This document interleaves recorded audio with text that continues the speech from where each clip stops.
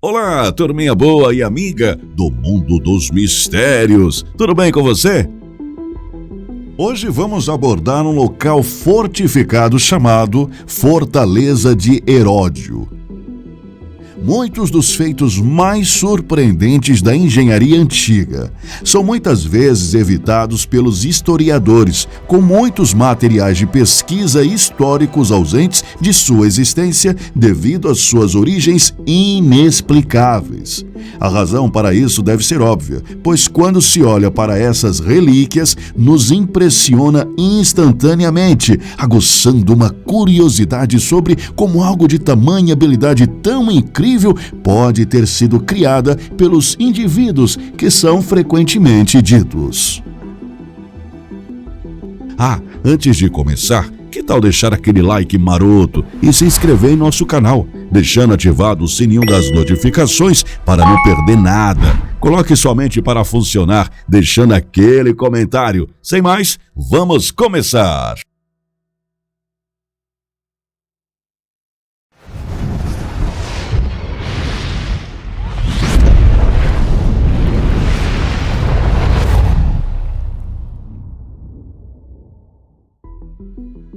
Esta é uma das principais teses, pois esses locais não são apenas amplamente ignorados e, portanto, escondidos, independente de serem estruturas historicamente importantes, evidência clara, porém reprimida, de que uma civilização muito mais hábil do que qualquer atualmente registrada, isso dentro daqueles prazos que são os permitidos, uma vez floresceu na Terra. Relíquias com uma origem muito diferente da história.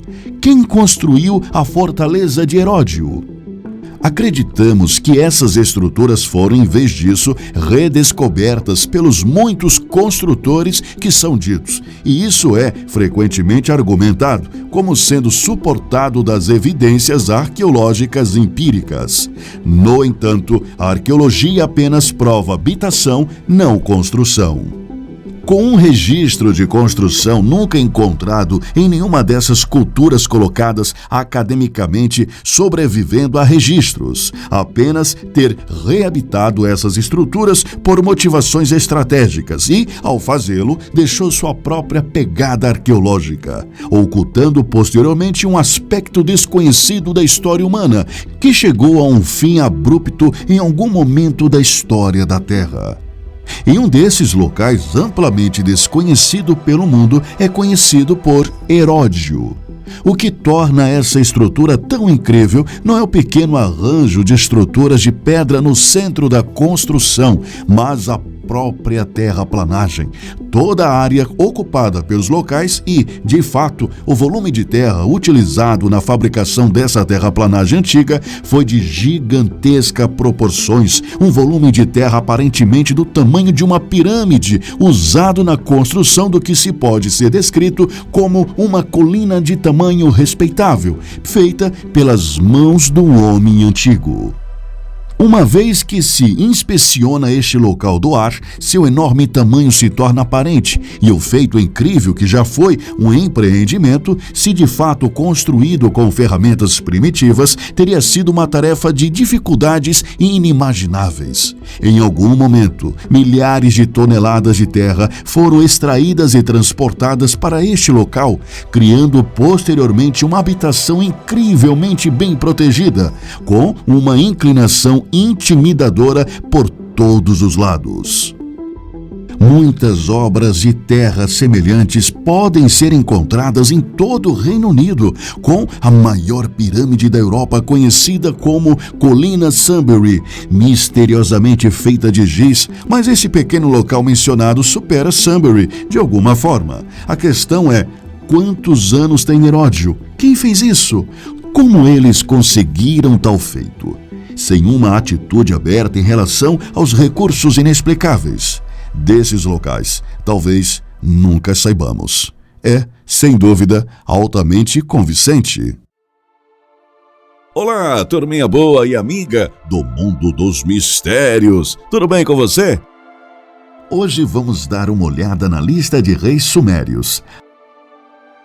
Apesar de ser oficialmente classificado como um documento cronográfico preciso e importante na Mesopotâmia antiga, as vidas de muitos dos mais antigos governantes são declaradas como tendo vivido por mais de 30 mil anos.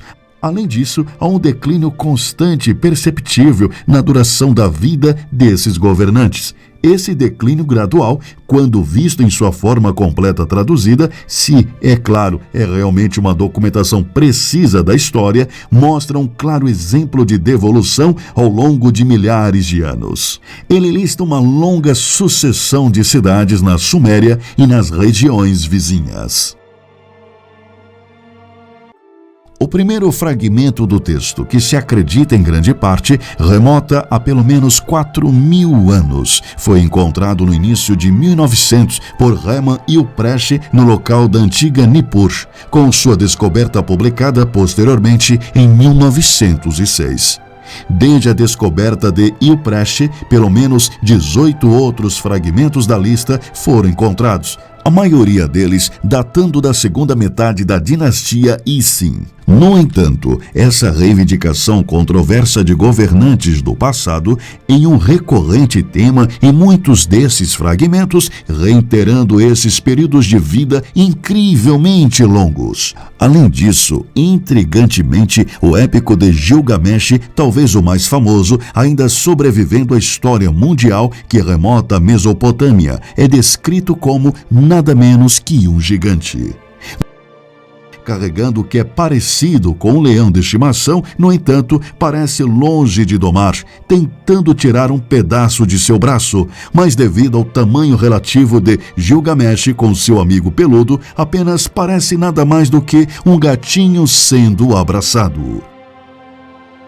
Essas reivindicações de uma vida útil de 20.000 anos poderiam estar ligadas à reivindicação adicional de muitas das figuras dos tamanhos incríveis da época. Poderia uma pesada pesquisa e uma aprofundada subsequente exposição a respeito da realidade em torno das reivindicações de civilização mesopotâmica finalmente confirmar a existência passada não apenas de gigantes, mas também de seres humanos que, após sua derivação da divindade, inicialmente tiveram uma vida útil de 30.000 anos. Pois, como a lista indica, e cito, depois que o reinado desceu do céu, eles estavam situados dentro de Eredug em Alulim, em homenagem a Eredug, que se tornou rei. Ele governou por 28.800 anos, com Alajar, subsequentemente governador, por 36.000 anos depois dele, 2 reis que governou por 64.800 anos. Como poderia prever-se, tais alegações são simplesmente descartadas por acadêmicos de todo o mundo. Isso devido aos relatos de histórias da imensa longevidade dos reis e aos seus próprios paradigmas que eles costumam financiar para regurgitar teriam simplesmente impossibilidade. Além disso, junto com essa forte negação, mesmo considerando essas possibilidades no estudo convencional, esse mesmo destino se aplica aos incontáveis, gigantescos e inexplicáveis megálitos encontrados em todo o mundo.